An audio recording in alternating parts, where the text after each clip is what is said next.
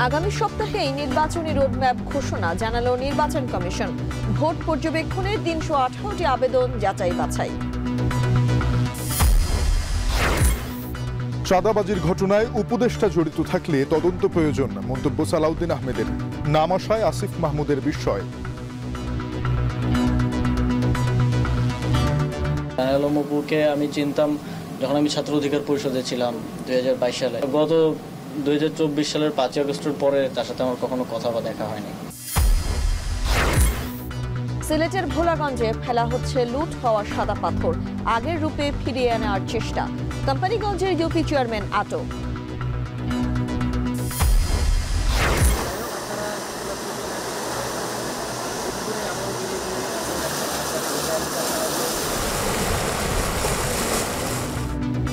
বৃষ্টি ও উজানের ঢলে তিস্তা পদ্মায় পানি বাড়ছে। ৫ জেলায় পানিবন্দী ৬০,০০০ পরিবার, ১২ জেলা প্লাবিত হওয়ার শঙ্কা। এবং রংপুরে চোর সন্দেহে পিটিয়ে হত্যার ঘটনায় ৪ জন ৩ দিনের রিমান্ডে। যশোরে চাঁদাবাজির মামলায় বহিষ্কৃত বিএনপি নেতা খুলনায় গ্রেপ্তার।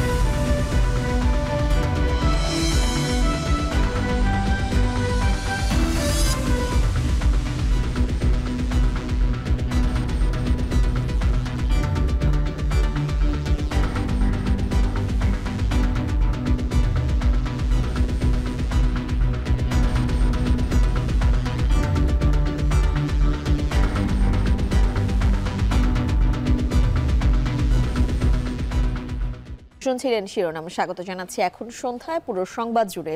সঙ্গে রয়েছে আমরা দুজন, আমি তানজিলা খান মিম এবং আমি তানজিম শাফিন। আগামী সপ্তাহে নির্বাচনী রোডম্যাপ ঘোষণা করা হবে বলে জানিয়েছেন নির্বাচন কমিশনের সিনিয়র সচিব আখতার আহমেদ। বিকেলে নির্বাচন কমিশন ভবনে এক ব্রিফিংয়ে তিনি এই কথা জানান। তবে রোডম্যাপে কি কি থাকবে সে বিষয়ে রোডম্যাপ আসার আগে কথা বলতে চাননি ইসি সিনিয়র সচিব। জানালেন নির্বাচন পর্যবেক্ষণে আবেদনগুলো যাচাই চলছে। শম্পা বিশ্বাসের প্রতিবেদন। ২০২৬ সালের ফেব্রুয়ারি মাসে জাতীয় নির্বাচন অনুষ্ঠানের আয়োজন করেন। গণঅভ্যুত্থানের প্রথম বর্ষপূর্তিতে অন্তর্বর্তী সরকার ২০২৬ সালের ফেব্রুয়ারি মাসে ত্রয়োদশ জাতীয় সংসদ নির্বাচনের ঘোষণা দেয়। এই সময় ভোট আয়োজনে ইসিকে প্রস্তুতি নিতে চিঠিও দেওয়া হয়েছে। এরই মধ্যে সম্পূরক ভোটার তালিকাও দেওয়া হয়েছে। সীমানা পুনর্নির্ধারণের খসড়াও চূড়ান্ত করা হয়েছে। সংশোধন করা হয়েছে আরপিও। নতুন দলগুলোর নিবন্ধনের বিষয়টিও এগিয়ে চলছে। ২২টা যে রাজনৈতিক দলের নিবন্ধন যেটা হয়েছে, এই অবস্থায় আগামী সপ্তাহেই নির্বাচনী রোডম্যাপ ঘোষণা করা হবে বলে জানিয়েছেন ইসি সিনিয়র সচিব আখতার আহমেদ। বৃহস্পতিবার বিকেলে নির্বাচন কমিশন ভবনে এক ব্রিফিংয়ে তিনি কথা জানান। রোডম্যাপ, হ্যাঁ, আমরা এটা নিয়ে আলোচনা করেছি এবং আমরা আশা করছি আগামী সপ্তাহে আপনাদেরকে আমাদের নির্বাচনের রোডম্যাপটা দিতে পারবো, সো দ্যাট আপনারা আপনাদের প্রস্তুতি এবং আমাদের প্রস্তুতি সম্পর্কে একটা ভালো ধারণা পাবেন। ইতিমধ্যে নির্বাচন পর্যবেক্ষণের জন্য ৩১৮টি আবেদন পেয়েছে কমিশন। সেগুলো যাচাই বাছাই চলছে। তবে রোডম্যাপে কি কি থাকবে সে বিষয়ে রোডম্যাপ আসার আগে কথা বলতে চাননি ইসির এই সিনিয়র সচিব। যারা পর্যবেক্ষক হিসেবে আবেদন করেছেন ৩১৮টা আবেদন পেয়েছে, এটা পর্যালোচনা চলছে। আর ২২টা যে রাজনৈতিক দলের নিবন্ধন যেটা হয়েছে, যে প্রাথমিকভাবে তাদেরটা ফিল্ডে পাঠাবো আমরা আমাদের তথ্যের জন্যে। এর সাথে আরও কিছু টুকটাক জিনিস আছে যে বিষয়গুলো না আমরা নিয়মিতভাবে পর্যালোচনা বা আলোচনা করছি এবং এটা আমি আপনাদেরকে সময় সময় জানাবো। এবার সম্পূরক ভোটার তালিকার হিসেবে ভোট দিতে পারবেন ১২,৬১,০০,০০০ ভোটার, যার মধ্যে নতুন ভোটার ২৪ লাখ। শম্পা বিশ্বাস, এখন, ঢাকা। চলতি মাসের জুলাইয়ে রাজধানীর গুলশানের সমন্বয়ক পরিচয়ে চাঁদাবাজির ঘটনায় নাম আসায় বিস্ময় প্রকাশ করেছেন উপদেষ্টা আসিফ মাহমুদ। বলেন ৫ আগস্টের পর একজনকে জিম্মি করে স্বীকারোক্তি নেওয়া অত্যন্ত দুঃখজনক। এদিকে এই ঘটনায় কোনো উপদেষ্টা জড়িত থাকলে তার তদন্ত প্রয়োজন বলে মন্তব্য করেছেন বিএনপির স্থায়ী কমিটির সদস্য সালাউদ্দিন আহমেদ। বিস্তারিত প্রতিবেদনে। সিসিটিভির এই ফুটেজটি আওয়ামী লীগের আন্তর্জাতিক বিষয়ক সম্পাদক এবং সাবেক সংসদ সদস্য শাম্মী আহমেদের বাসার। এখানে দেখা যাচ্ছে গণতান্ত্রিক ছাত্র সংসদের যুগ্ম আহ্বায়ক জানে আলম ওরফে অপুকে সাদা কালো রঙের একটা ব্যাগে কিছু একটা দিচ্ছে। পরবর্তীতে পুলিশের ভাষ্যে জানা যায় এখানে ১০ লক্ষ টাকা, যা বৈষম্য বিরোধী ছাত্র আন্দোলনের ওই সমন্বয়ক চাঁদা হিসেবে আওয়ামী লীগের ওই নেতার কাছে চেয়েছিল। লোক বলতেছে টাকা নাই, বলছে ম্যানেজ করে এনে দেন। এটা তো পাগলামি ছাড়া কিছুই না। তুই কি অন্ধ হয়ে গেছিস? তোর কি বিবেক বুদ্ধি নাই হয়ে গেছে টাকার লোভে? ভাই তো আমার 1 কোটির কথাই বলে দিছে। ও 1 কোটি টাকা চাই ফেলছে, ক্যামেরা আছে, এটা জেনে সহ ও জানে। কিন্তু এই বাসায় আমরা 3-4 ঘন্টা আগেও পুলিশ সহ অভিযান চালাই গেছি। বাসার কোথায় কি আছে সব জানা। ও খুব ভালো মতো জানে এখানে সিসিটিভি ক্যামেরা আছে, সব রেকর্ড হচ্ছে। তারপর ও বিন্দু পরিমাণ ভয় ছাড়া ও অকপটে 1 কোটি টাকা চেয়ে ফেলছে। তাহলে অবশ্যই ওর কথার কিছুটা হইলেও সত্যতা আছে, ওর পেছনে ওই রকম ব্যাকআপ আছে। বিভিন্ন মাধ্যমে সম্প্রতি আলোচনা তোলা এই ভিডিওটিও ওই একই ঘটনার সঙ্গে সম্পৃক্ত। এখানে জানে আলম অপুকে বলতে শোনা যাচ্ছে এই চাঁদা তিনি উপদেষ্টা আসিফ মাহমুদের নির্দেশেই চেয়েছেন, এবং এই ভিডিওতে এও দাবি করা হচ্ছে চাঁদাবাজির এই পরিকল্পনা ওই উপদেষ্টার নেতৃত্বে গুলশানের হোটেল ওয়েস্টিনে হয়। ওই যে গুলশান 2 মোড় পার হয়ে যেই 5 স্টার হোটেলটা ওয়েস্টিন ইন্টারন্যাশনাল, যে হোটেলটা, এই ওয়েস্টিনের নিচে সাদা সিএফ মোটো বাইকে হেলমেট লাগানো অবস্থায় আমার সাথে কথা বলতেছিলেন একজন উপদেষ্টা। সেই উপদেষ্টা ছিলেন আসিফ মাহমুদ সজীব ভুইয়া। চাঁদা তোলা এবং এর স্বীকারোক্তিমূলক ভিডিও নিয়ে যখন ব্যাপক প্রতিক্রিয়া সামাজিক যোগাযোগ মাধ্যমে, তখন এক ধরনের ভিন্ন এক বয়ান নিয়ে জানে আলম অপুর স্ত্রী আনিশার এই সংবাদ সম্মেলন। এখানে আনিশা দাবি করেন জানে আলম অপুর এই স্বীকারোক্তিমূলক ভিডিও বিএনপি নেতা ইশফাক হোসেনের বাসায় ধারণ করা এবং আইন বহির্ভূতভাবে গ্রেফতারের আগে তা জোর করে ধারণ করা হয়েছে। বাকছাস নেতার স্ত্রী আরও অভিযোগ তোলেন 8 ঘন্টা ধরে গুম ছিলেন তার স্বামী এবং গ্রেফতারের আগে ও পরে অসুস্থ অপুকে জিম্মায় রেখে নির্যাতনের। 31 তারিখ রাত 11:30টার পর থেকে 7টা পর্যন্ত ওকে যে বন্দি করে রাখলো, ওইখানে ওর যে স্বীকারোক্তি নিল, এই স্বীকারোক্তিটা নিল কারা এবং গোপীবাগ কার বাসা? গোপীবাগ কার বাসা? ইশরাক ভাইয়ের বাসা না? এবং অপুকে তো ইশরাক ভাইয়ের বাসার সামনে থেকেই ধরছে। এবং আপনারা দেখেন কয়েকটা ছবি টবি ঘুরে বেড়াচ্ছে, এগুলো তো সব ইশরাক ভাইয়ের বাসাতেই। তো এখানে তো বলার সন্দেহর কিছু নাই যে অপুকে নিয়ে ইশরাক ভাই জোরপূর্বক এগুলো করাইছে। আইন শৃঙ্খলা বাহিনী এবং শীর্ষ রাজনীতিকের বিরুদ্ধে এমন অভিযোগ যখন নতুন মোড় দিয়েছে ঘটনাটির, তখন আদালতে বিচারাধীন চাঁদাবাজির অভিযোগের এই ঘটনা রাজনীতির মাঠেও গড়ায়। এ ব্যাপারে উপদেষ্টা আসিফ মাহমুদ বলেন, অভ্যুত্থান পরবর্তী সময়ে জিম্মি করে স্বীকারোক্তি আদায় অত্যন্ত দুঃখজনক। এদিকে বিএনপির স্থায়ী কমিটির সদস্য সালাউদ্দিন আহমেদ বলেন, গুলশানে চাঁদাবাজির ঘটনায় কোনো উপদেষ্টা জড়িত থাকলে তার তদন্ত করা প্রয়োজন। সরকারের কোনো উপদেষ্টা জড়িত আছে কিনা সেইটি একটি প্রশ্ন উত্থাপিত হয়েছে। এটা অবশ্যই পরিষ্কার করা দরকার। এটা জনগণের সামনে সেই প্রশ্নের উত্তরটা তুলে ধরা দরকার, যাদেরকে এটা এখানে উদ্দেশ্য করে বক্তব্য দেওয়া হয়েছে। আর একটা বিষয়, যদি এটা না হয় তাহলে এই অন্তর্বর্তীকালীন সরকারের উপদেষ্টাদের নিয়ে আরো বেশি প্রশ্ন উত্থাপিত হতে থাকবে। নামটা আসার পর আমি একরকম অবাকই হই। জানে আলম অপুকে আমি চিনতাম যখন আমি ছাত্র অধিকার পরিষদে ছিলাম। জানে আলম অপুকে আমি চিনতাম যখন আমি ছাত্র অধিকার পরিষদে ছিলাম 2022 সালে। গত 2024 সালের 5 আগস্টের পরে তার সাথে আমার কখনো কথা বা দেখা হয়নি। ঢাকা বিশ্ববিদ্যালয়ের গেস্ট রুম হতো, আপনারা জানেন। আমাদের এখানে আয়নাঘর ছিল, যেগুলো 5 আগস্টের গণঅভ্যুত্থানের ফলে এখন অকার্যকর। সেই প্র্যাকটিসের দিকে আমরা যাচ্ছি কিনা। আমি মাঝে মধ্যে বেশিরভাগ সময় যাই 300 ফিটের নীলা মার্কেট বলে একটা জায়গা আছে, আপনারা জানেন। ওইখানে হাঁসের মাংস খুব ভালো পাওয়া যায়। তো ওইখানে হয়তো যাই 4-5 জন মিলে। তো আবার মাঝে মধ্যে ওইটা আবার বেশি ভোর হয়ে গেলে বন্ধ থাকে, তখন ওইদিকে ওয়েস্টিনে যাওয়া হয়। তবে বাইজিদ সাদ, এখন ঢাকা। সেখানে ছিলাম কিনা এটা। সিলেটের ভোলাগঞ্জে যৌথ বাহিনীর অভিযানে এখন পর্যন্ত 130 ট্রাক লুট হওয়া সাদা পাথর উদ্ধার করা গেছে, ফেলা হয়েছে পর্যটন স্পটে। এই ঘটনায় জড়িত থাকার অভিযোগে কোম্পানিগঞ্জের পূর্ব ইসলামপুরের চেয়ারম্যান মোহাম্মদ আলমকে আটক করেছে গোয়েন্দা পুলিশ। এদিকে লুট হওয়া পাথর ফেলে 7 দিনের মধ্যে পুরো এলাকা আগের রূপে ফিরিয়ে নেওয়ার নির্দেশ দিয়েছেন হাইকোর্ট। সন্দীপন শুভর প্রতিবেদন।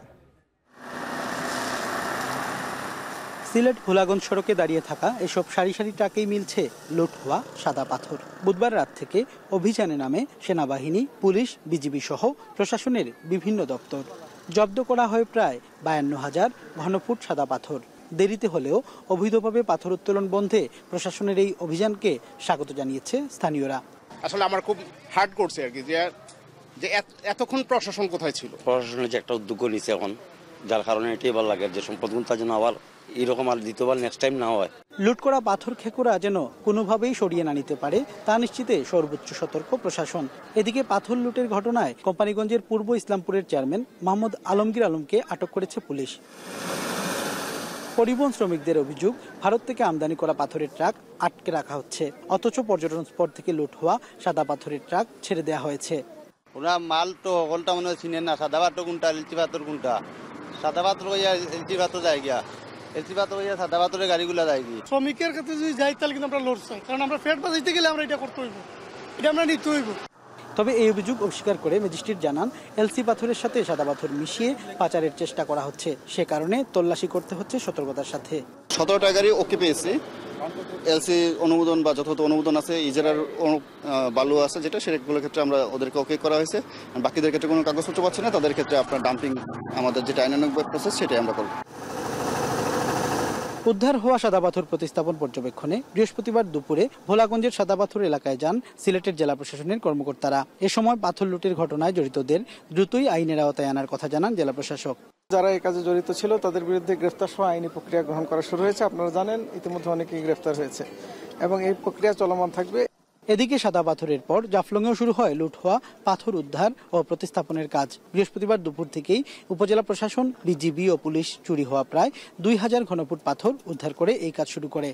আসার পরে মনে হলো যে আগে দৃশ্য দেখবো, বা দেখলাম যে ম্যাক্সিমাম পাথর নিয়ে গেছে এবং প্রশাসন এখন ঘোরাঘুরি করতেছে, বাট আমার মনে হয় এটা আগে আসলেই সুবিধা হতো।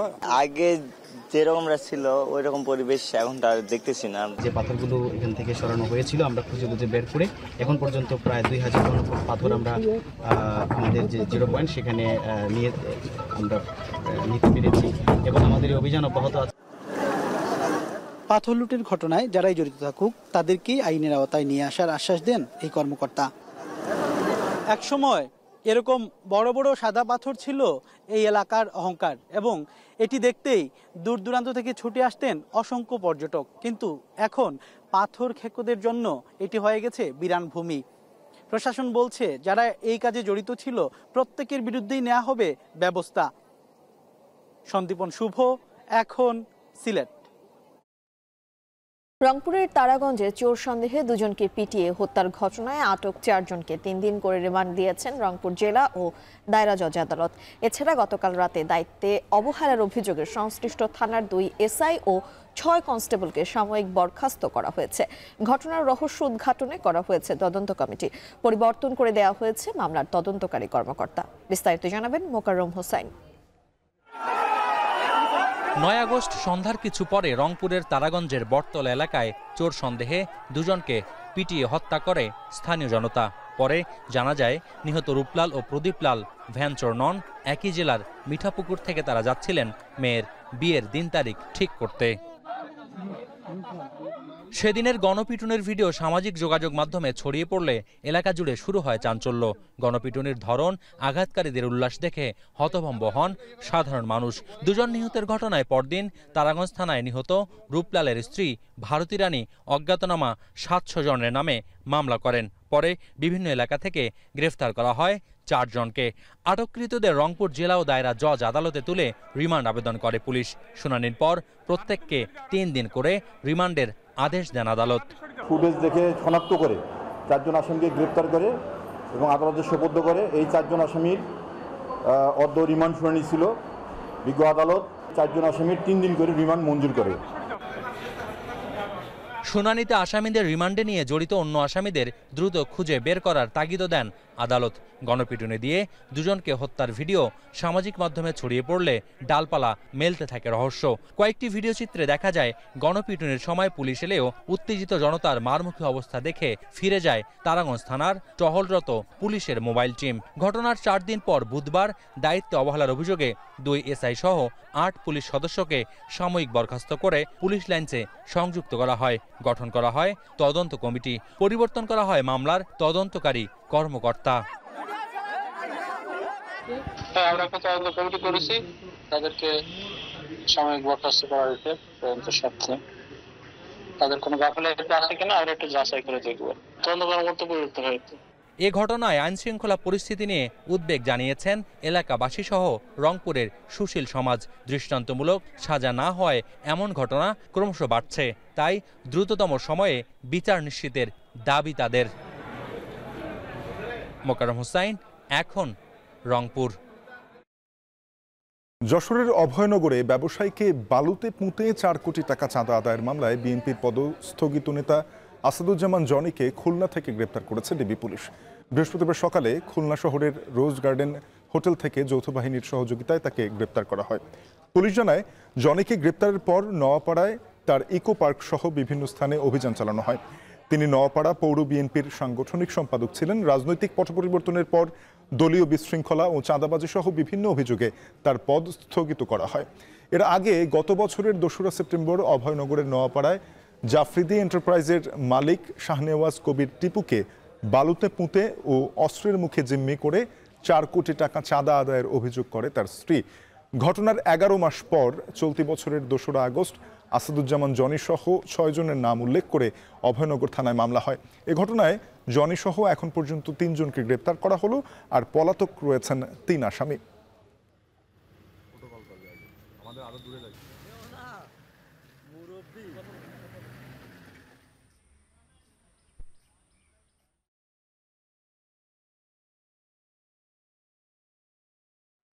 বরিশাল শেরেবাংলা মেডিকেল কলেজ হাসপাতালের চিকিৎসক, নার্স ও কর্মচারীদের সাথে স্বাস্থ্য খাত সংস্কারের দাবিতে আন্দোলনরত শিক্ষার্থীদের হাতাহাতির ঘটনা ঘটেছে। এ ঘটনায় এক পক্ষ দায়ী করছে অপর পক্ষকে। বরিশাল শেরেবাংলা মেডিকেল কলেজ হাসপাতালে গত কয়েকদিনের মতো বৃহস্পতিবারও চলছিল শিক্ষার্থীদের অনশন কর্মসূচি। এর পাশাপাশি সকাল 11:30টার দিকে হাসপাতালের প্রধান ফটকে অবস্থান নেয় চিকিৎসক, নার্স ও কর্মচারীরা। মেডিসিন বিভাগের ভবনের সামনে থেকে একটি মিছিল বের করেন তারা। এ সময় তারা অভিযোগ করে বলেন, চিকিৎসকদের উপর শিক্ষার্থী নামধারীরা হামলা চালিয়েছে। মিছিলের পর হঠাৎ বিশৃঙ্খলা দেখা দেয় হাসপাতাল চত্বরে। এ সময় আন্দোলনরত শিক্ষার্থীরা কয়েকজন ধাওয়া ও মারধরের শিকার হন। পর মুহূর্তেই পুলিশ এসে পরিস্থিতি নিয়ন্ত্রণে আনেন। শিক্ষার্থীরা তাদের উপর হামলার ঘটনায় হাসপাতালের চিকিৎসক, নার্স ও কর্মচারীদের দায়ী করেন। এ বিষয়ে শীঘ্রই সমস্যার সমাধানের আশ্বাস দিয়েছেন হাসপাতাল পরিচালক।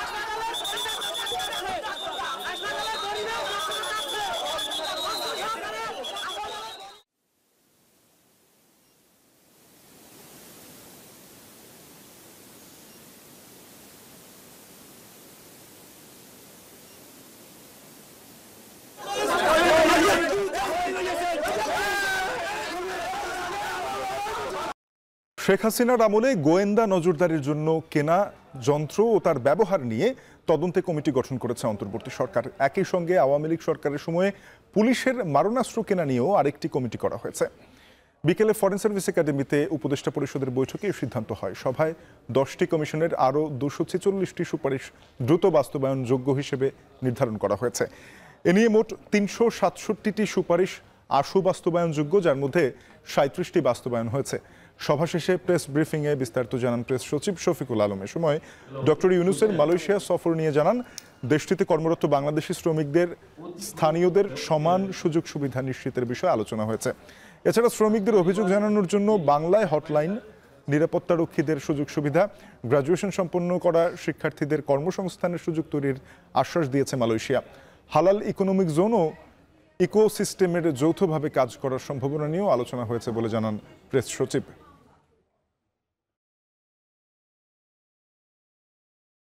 বাংলাদেশের নাগরিক অধিকার হরণের জন্য এই সার্ভেইলেন্সের যে ইকুইপমেন্টগুলো, সেগুলো স্পাইওয়্যার তারা ইউজ করেছেন। তো সেইটার উপরে একটা কমিটি করে দেওয়া হয়েছে যে এটাকে ইনভেস্টিগেট করার জন্য, যে কত টাকার কত $1 মিলিয়ন এটা কেনা হয়েছে, ইসরায়েল থেকে কেনা হয়েছে। তো এই পুরো বিষয়গুলো তারা খতিয়ে দেখবেন। সেগুলোর উপরে এটার প্রধান থাকবেন হচ্ছেন আমাদের special adviser on post, telecommunication and ICT affairs Faiz Taiyeb Ahmad. ক্ষমতার অপব্যবহার করে 60 কোটি 14 লাখ টাকার অবৈধ সম্পদ অর্জনের অভিযোগে সাবেক প্রধানমন্ত্রীর তথ্য ও যোগাযোগ প্রযুক্তি বিষয়ক উপদেষ্টা সজীব ওয়াজেদ জয়ের বিরুদ্ধে মামলা দায়ের করেছে দুদক। বিকেলে ব্রিফিংয়ে এই তথ্য জানান দুদকের মহাপরিচালক আক্তার হোসেন। এছাড়া তিনি আরও বলেন, ক্ষমতার অপব্যবহার করে 57 কোটি টাকার সন্দেহভাজন লেনদেনের তথ্য পেয়েছে দুদক। এমনকি জয়ের নামে যুক্তরাষ্ট্রের 2 বাড়ির সন্ধান পাওয়া গেছে বলেও জানান দুদকের এই কর্মকর্তা। বাংলাদেশি টাকায় যার মূল্য 54 কোটি টাকারও বেশি। এছাড়া সাংবাদিক মুন্নী সাহা ও তার স্বামীর সম্পদ বিবরণী চাওয়া হয়েছে।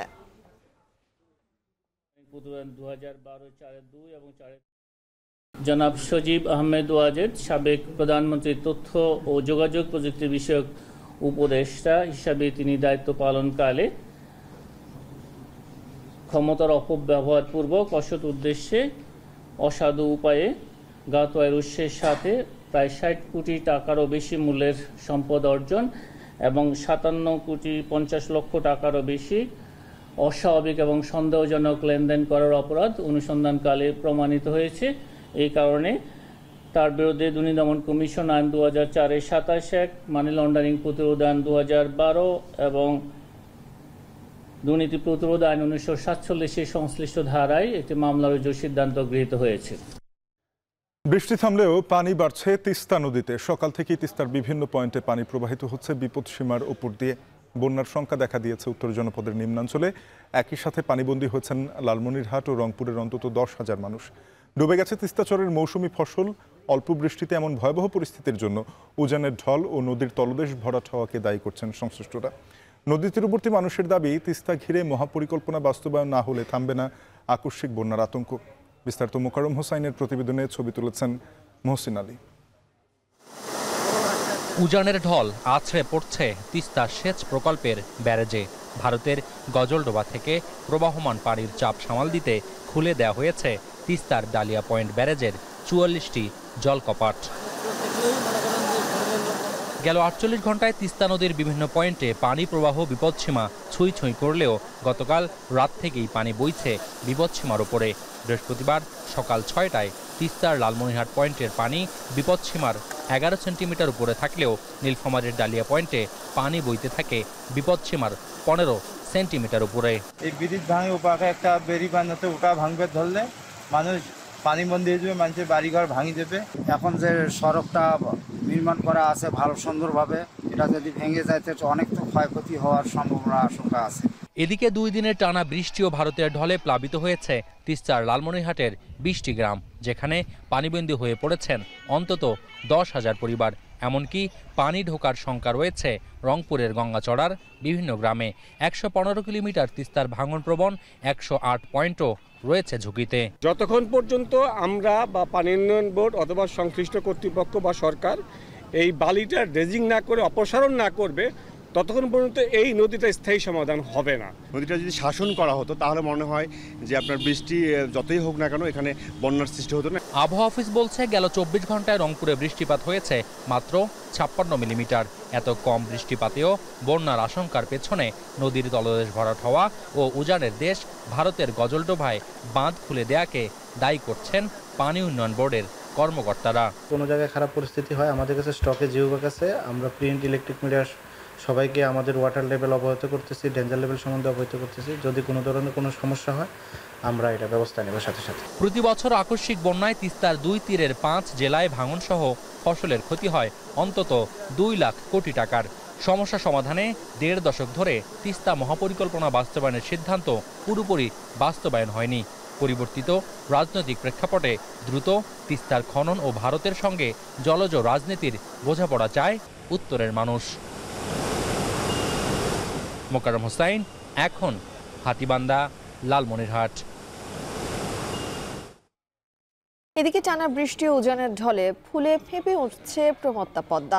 এতে তীরবর্তী অঞ্চল তলিয়ে এরই মধ্যে পানিবন্দী হয়ে পড়েছে 28টি ইউনিয়নের লক্ষাধিক মানুষ। ভাঙনের মুখে আশ্রয়ন প্রকল্প থেকে শুরু করে সাধারণ ঘরবাড়ি, তলিয়ে যাচ্ছে ফসলি জমি ও মাছের ঘের। প্রতিনিধিদের তথ্যচিত্র বিস্তারিত প্রতিবেদনে। সর্বনাশা পদ্মার আগ্রাসী রূপ, গর্জন, বর্ষণ আর উজানের ঢলে উত্তাল নদী। প্রায় 5 বছর পর ফের ফুলে ফেঁপে উঠল পদ্মা। রাজশাহীর নদীপাড়ের নিম্নাঞ্চলে এরই মধ্যে পানি উঠেছে। পানিবন্দী রয়েছে ৮ ইউনিয়নের ৪,০০০ পরিবার। ফসলি জমি থেকে শিক্ষা প্রতিষ্ঠান তলিয়েছে বসতবাড়িও। অনেকে গবাদি পশু ও ঘরের আসবাবপত্র নিয়ে উঠছেন শহররক্ষা বাঁধে। বসবাসের জায়গা হারিয়ে বিপাকে নারী, শিশু সহ বৃদ্ধরা।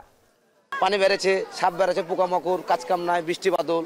এই সময়তে যদি আমাদের পাশে কেউ না দাঁড়ায় তাহলে তো কষ্টকর। যদি আমাদের এই অবস্থাতে পরিস্থিতিতে সরকার যদি পাশে না দাঁড়ায় তাহলে কে দাঁড়াবে?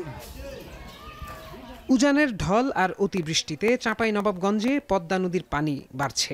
এতে পানিবন্দী হয়ে পড়েছে ১৫,০০০ পরিবার। তলিয়ে গেছে বসতবাড়ি সহ শত শত বিঘা ফসলি জমি। ফরিদপুরের চরাঞ্চলের পদ্মা নদী বেষ্টিত ৪ উপজেলার ১৩ ইউনিয়নের নিম্নাঞ্চলে পানি প্রবেশ করেছে। বাড়ছে মধুমতি, আরিয়াল খাঁ ও পদ্মা নদীর পানি। পাশাপাশি বিভিন্ন অংশে দেখা দিয়েছে ভাঙন। ভাঙন ঝুঁকিতে রয়েছে ফরিদপুর সদর উপজেলার ডিগ্রিচর ইউনিয়নের আশ্রয়ন প্রকল্পটি। সময় মতো ভালো হয়তো, অসময় মানে আমাদের হাত খোলাতে ক্ষতি হইতেছে। পানি বেড়াতে সমস্যা, বাচ্চা কাছে সমস্যা, তারপরে গরু বাছুর নিয়ে সমস্যা। আমার করে আসলে ধান এদিকে কুষ্টিয়ার দৌলতপুরে পদ্মা নদীর পানি বেড়ে প্লাবিত হয়েছে চিলমারি ও রামকৃষ্ণপুর ইউনিয়নের নিম্নাঞ্চল। চরম দুর্ভোগে পড়েছেন ৫০,০০০ মানুষ। ৫০০ হেক্টর আবাদি জমি পানিতে নিমজ্জিত হয়েছে। ১৩টি প্রাথমিক বিদ্যালয় সহ বিভিন্ন শিক্ষা প্রতিষ্ঠান এরই মধ্যে বন্ধ ঘোষণা করা হয়েছে। প্রত্যয় দাস, এখন। দুর্নীতি দমন কমিশন বিষয়ক সংস্কার কমিশনের প্রস্তাবগুলো আগামী ২-১ মাসের মধ্যেই আইনে পরিণত করা হবে বলে জানিয়েছেন আইন উপদেষ্টা আসিফ নজরুল। দুপুরে দুদকে এ নিয়ে আলোচনা শেষে সাংবাদিকদের কথা জানান তিনি। দুর্নীতি দমন বিষয়ক যে সংস্কার কমিশন আছে তাদের দুদকের সংস্কারের বিষয়ে কিছু প্রপোজাল ছিল। মোমেন ভাই হচ্ছে দুদকের যে প্রধান, উনি আমার বড় ভাইয়ের মতো। উনি ২-১ বার আমার এখানে আসতে চেয়েছে, আমি টাইম দিতে পারি নাই। আজকে আমি এই রাস্তা দিয়ে যাচ্ছিলাম, আমি এসে ওনার সাথে আলাপ করব দুদকের সংস্কারের ব্যাপারে। দুদক বিষয়ক সংস্কার কমিশনের যে প্রস্তাবগুলো আছে সেগুলি নিয়ে আলাপ করেছি। আমরা ইনশাল্লাহ আগামী ১ থেকে ২ মাসের মধ্যে আইনগুলো করব। বিএনপি নেতা সালাউদ্দিন কাদের চৌধুরী বিচারিক হত্যাকাণ্ডের শিকার বলে দাবি করেছেন তার পরিবারের সদস্যরা। এই হত্যাকাণ্ডের সাথে আওয়ামী লীগ সরাসরি যুক্ত ছিল বলেও দাবি তাদের। সালাউদ্দিন কাদের চৌধুরীর ছেলে হুমাম কাদের চৌধুরী বলেন, এই ষড়যন্ত্রের সাথে তৎকালীন পররাষ্ট্র মন্ত্রণালয়ের সম্পৃক্ত ছিল। পররাষ্ট্র মন্ত্রণালয় বরাবর সেই সময় হওয়া ষড়যন্ত্র প্রকাশের জন্য রোববার আবেদন করা হবে বলেও জানান হুমাম কাদের চৌধুরী। বৃহস্পতিবার ধানমন্ডিতে সংবাদ সম্মেলনে এসব বলেন তারা। যে রায়গুলি কিন্তু ট্রাইব্যুনালে লেখা হচ্ছিল না, রায়গুলি লেখা হচ্ছিল ল মিনিস্ট্রিতে। ফেয়ার জাস্টিসের কাছে ধীরেও আনতে পারলো না। আমার বাবাকে হত্যা করা হয়েছে, এটা একটা জুডিশিয়াল মার্ডার ছিল এবং এটার সাথে বাংলাদেশের আওয়ামী লীগ রেজিমের সরকার সরাসরি জড়িত ছিল। আবাসিক হলে রাজনীতির ধরন নিয়ে কমিটি গঠন করা হচ্ছে বলে জানিয়েছেন ঢাকা বিশ্ববিদ্যালয়ের উপাচার্য। তার সঙ্গে বৈঠকে কথা বলেন ছাত্রদল সভাপতি। তিনি বলেন, প্রতিটি ছাত্র সংগঠনের প্রাথমিক সদস্য তালিকা প্রকাশ করার বাধ্যবাধকতা থাকছে।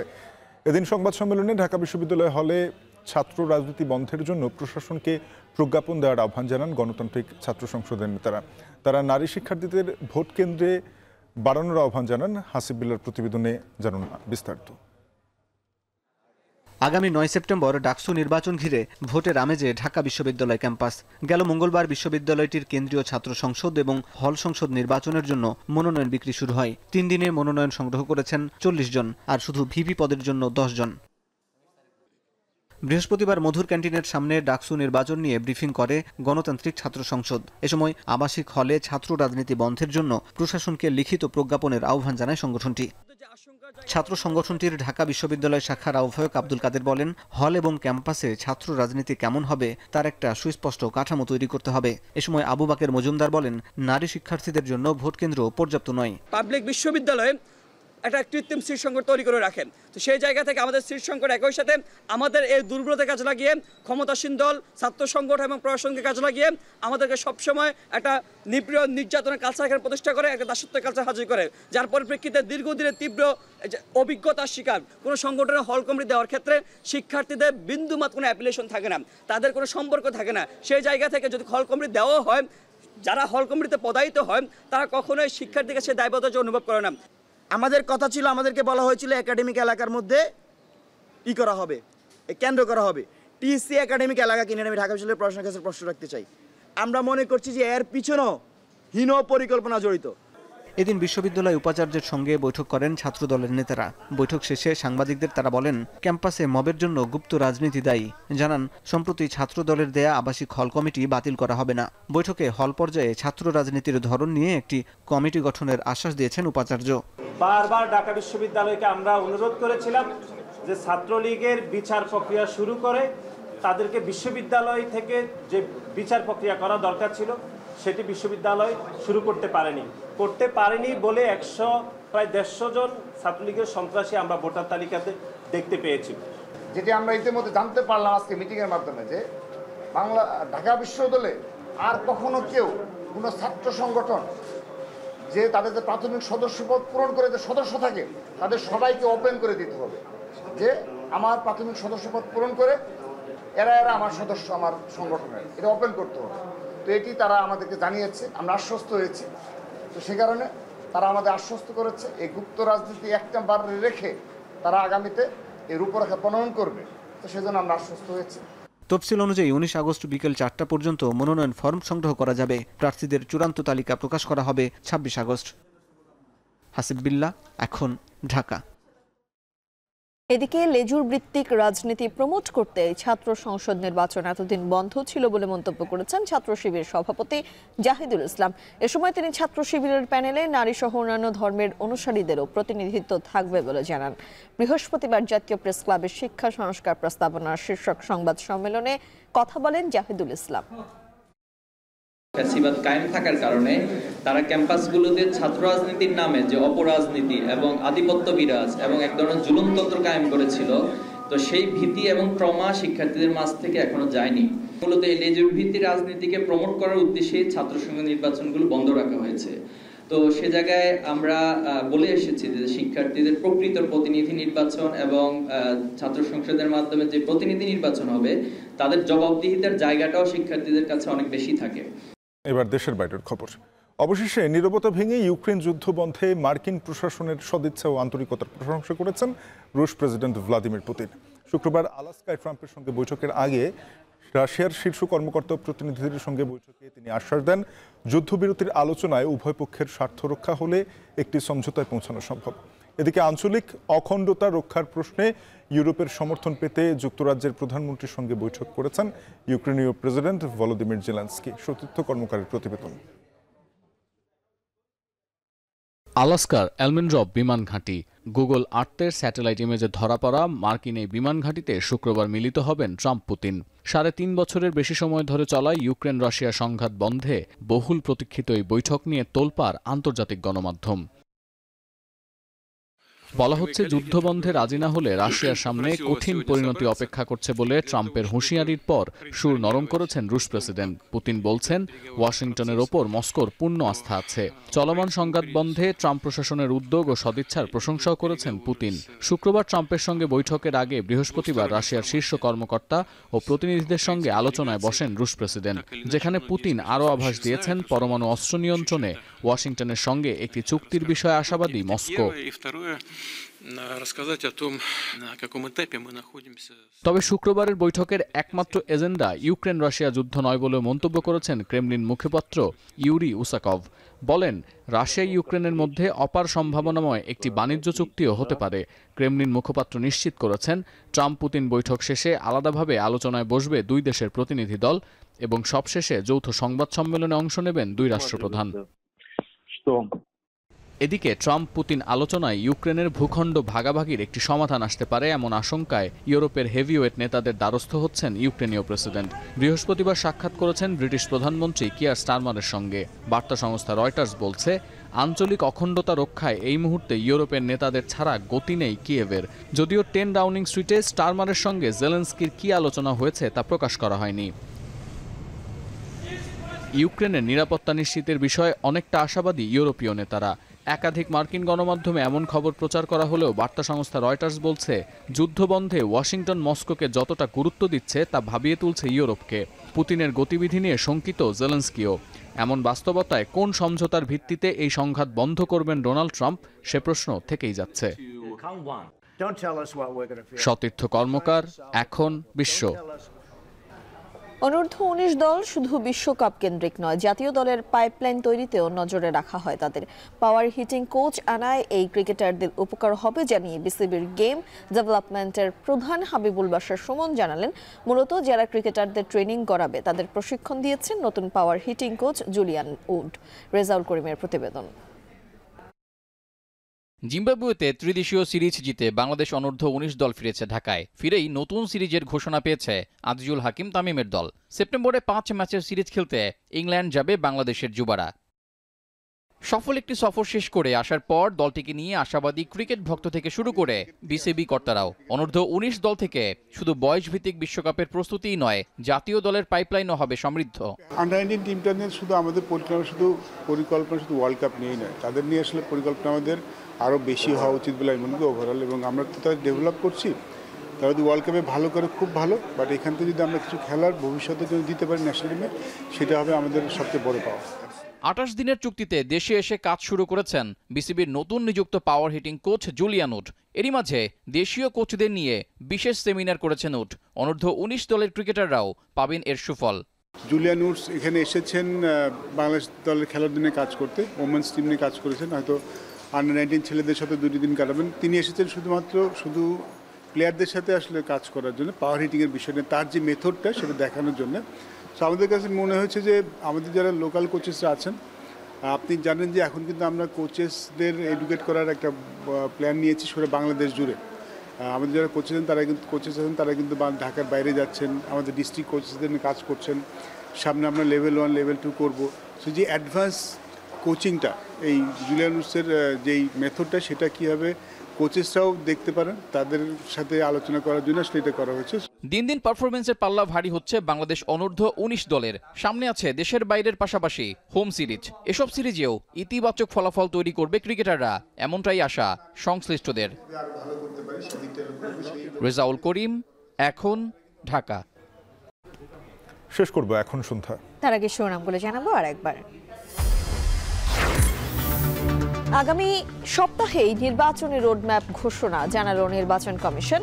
ভোট পর্যবেক্ষণে 318টি আবেদন যাচাই বাছাই। চাঁদাবাজির ঘটনায় উপদেষ্টা জড়িত থাকলে তদন্ত প্রয়োজন মন্তব্য সালাউদ্দিন আহমেদের।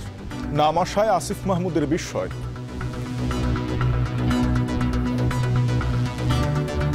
মপুকে আমি চিনতাম যখন আমি ছাত্র অধিকার পরিষদে ছিলাম 2022 সালে। গত 2024 সালের 5 আগস্টের পরে তার সাথে আমার কখনো কথা বা দেখা হয়নি। সিলেটের ভোলাগঞ্জে ফেলা হচ্ছে লুট হওয়া সাদা পাথর, আগের রূপে ফিরিয়ে আনার চেষ্টা। কোম্পানিগঞ্জের ইউপি চেয়ারম্যান আটক। সজীব ওয়াজেদ জয়ের বিরুদ্ধে দুদকের মামলা, 60 কোটি টাকা অবৈধ সম্পদ অর্জন ও 57 কোটি টাকা সন্দেহজনক লেনদেনের অভিযোগ। এবং রংপুরে চোর সন্দেহে পিটিয়ে হত্যার ঘটনায় 4 জন 3 দিনের রিমান্ডে। যশোরে চাঁদাবাজের মামলায় বহিষ্কৃত বিএনপি নেতা খুলনায় গ্রেপ্তার। শেষ করছি এখন সন্ধ্যা। এখন টেলিভিশন ওয়েবসাইটে দেখতে ভিজিট করুন এখন.tv। যুক্ত থাকুন ফেসবুকে facebook.com/tv.এখন এবং ইউটিউবে চোখ রাখুন youtube.com/c/echontv।